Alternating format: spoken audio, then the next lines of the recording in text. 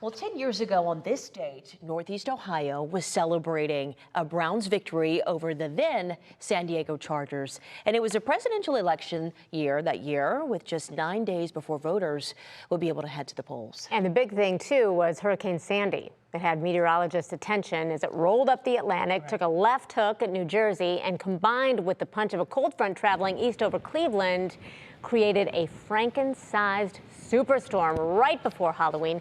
Peyton Domschke has this look. Do you remember the winds that came in the night?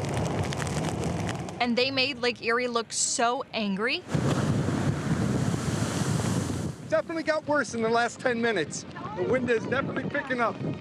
Scary up there. Scary in communities all over Northeast Ohio, but especially for those along the lake, where a school roof gave way in Lorain. Huge trees came crashing down all over, power lines too. And with no power, basements started to flood. By Tuesday morning, a clear picture of the damage from Superstorm Sandy. Although high winds remained and prevented power crews from getting an early start, over 250,000 customers were without power. And the damage so severe, you were lucky if you got it back in those first few days. No heat.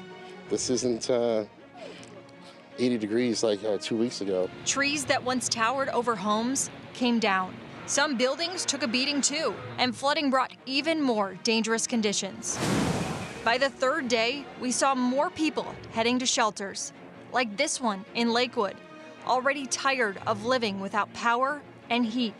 It's warm and it gives me a place I could knit, because at home, even during the day, it's too dark to sew. People were encouraged to stay off the streets, but some ventured out, and they found intersections to be a risky gamble. I mean, it's a safety issue. If you don't stop at the intersection and you hit somebody, it will be, a severe penalty. Energy crews worked 16-hour shifts to get power restored.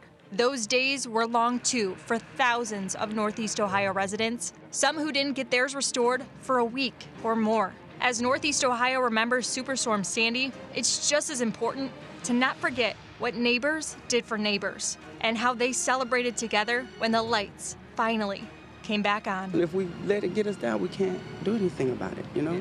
This is God's weather. Peyton Domschke, 3 News.